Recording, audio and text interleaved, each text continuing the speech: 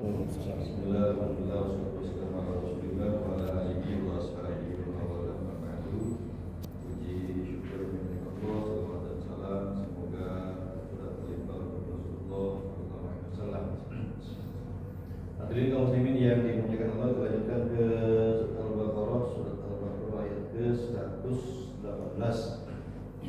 Allah berfirman, "A'udzubillahi minasyaitonir rajim. Bismillahirrahmanirrahim. Qala alladziina la ya'lamuna laula yukallimuna Allahu aw ta'tina ayah.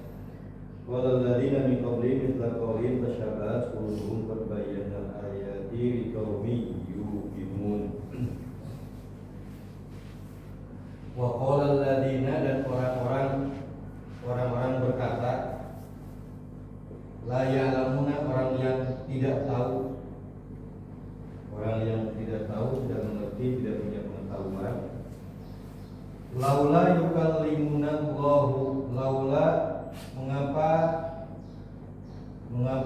tidak yukallimuna, berbicara dengan kami Allah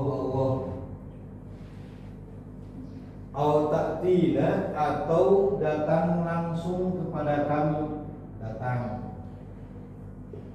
ayatun, tanda-tanda kekuasaan Allah atau mukjizat Allah. Qala alladziina, berkata juga orang-orang min qablihim, sebelumnya, mitla, seperti qaulihim, ucapan mereka. Tasyabahat, sama, qulubuhum, hati mereka,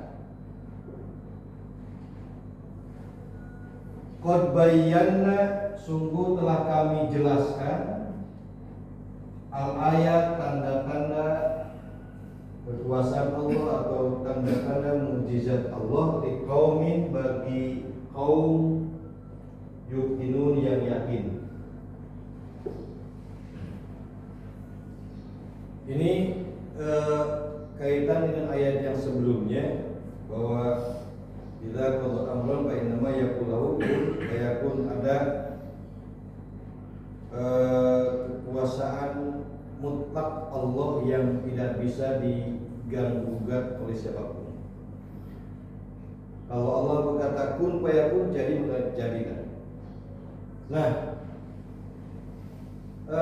orang-orang Yahudi dan Nasrani itu berkata, itu dikatakan mereka itu la ya'lamu, orang yang tidak tahu, orang yang tidak mengerti, tidak tahu. Kenapa tidak langsung saja Allah itu berbicara dengan kami, tidak perlu melalui Rasulullah menurunkan Al-Quran, langsung saja ke kami kan, itu langsung. Namun cek Pak Guru ngomongkan Abaus, tapi ngomongkan ke Paropi, cek Paus dia kunaon buat lewat Paropi, langsung ke urang atuh. Teu kudu ngomong ke Paropi, lamun ieu teh geus ke urang langsung gitu. Jadi mereka itu begitu. Atau nunggu Al-Qur'an teh ke Muhammad, geus ke urang langsung gitu. Cek kaum Yahudi dan Nasrani. Au ta'tina ayat, atau datangkan ke, tidak perlu melewati Muhammad untuk menonton Al-Quran, langsung turunkan ke urang, atau melewati perantara. Qala alladziina min qablihim mithla qaulihim, orang-orang sebelum mereka juga berkata seperti itu, yaitu kaum Bani Israel. Ketika disuruh beriman oleh Nabi Musa, mereka berkata, wa ikutum ya Musa, lan nu'mina laka hatta narallaha jaratan, kami memual iman Musa samemeh ningali Allah jelas ku panon sorangan gitu ta.